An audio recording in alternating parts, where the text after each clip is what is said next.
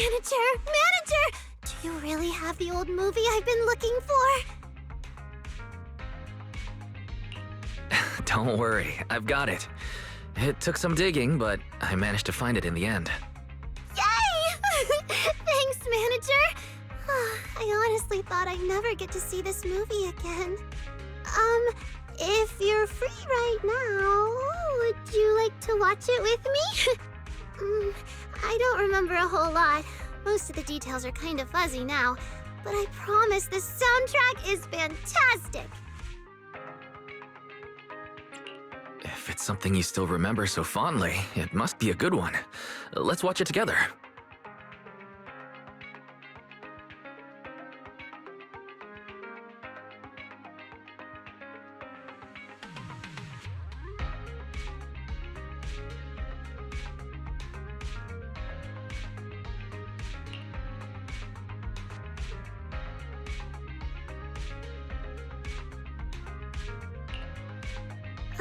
This movie is actually pretty hard to understand.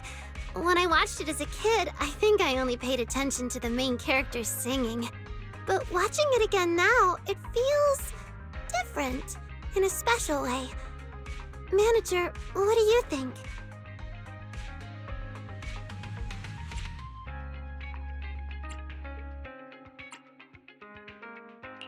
Maybe it's a fantasy movie.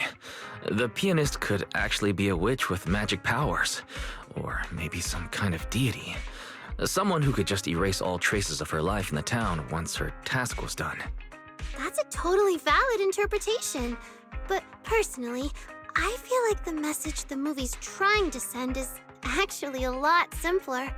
Manager, can I tell you what I think? I feel like the pianist is really just the townsfolk's own yearning for music. Maybe music doesn't quite cover it. It's more like they're longing for a better life. This town has lived through a disaster, and the shadow it left behind is like the thick fog that refuses to lift. And to live normally again, they have to overcome that shadow. The pianist symbolizes that longing, something buried in people's hearts. She's not a real person, but she still guides them and eventually clears the fog. You make a solid point, Sunna. I didn't know you had the potential to be a film critic. I honestly can't tell if you're actually complimenting me or just teasing me. The reason I think that way is because I've had an experience similar to the townsfolk in the movie.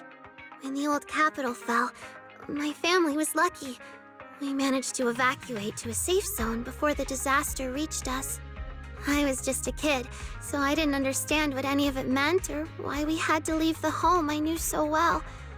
But I could see the looks on the adults' faces. They looked scared.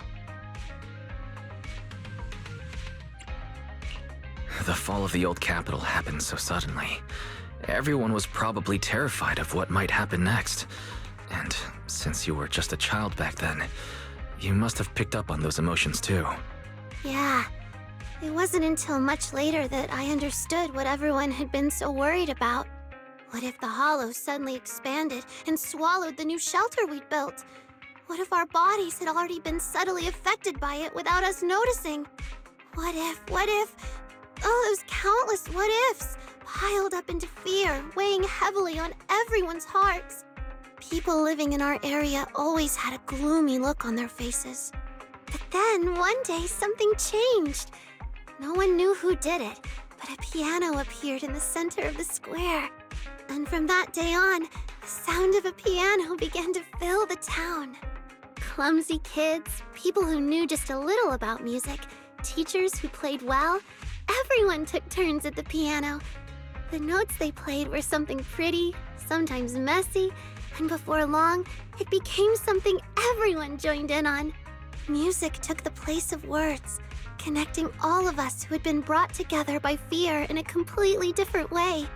It was like tiny gems scattered through our lives, little sparks of light that helped clear the fog in everyone's hearts.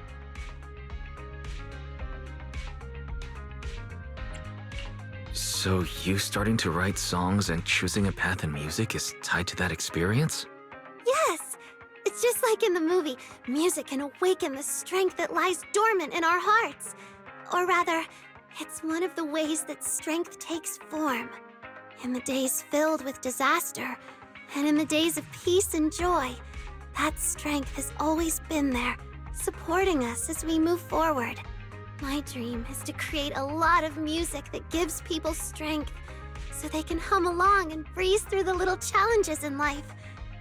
I think instead of living in fear, pain, and sorrow, I'd much rather live in a world filled with music.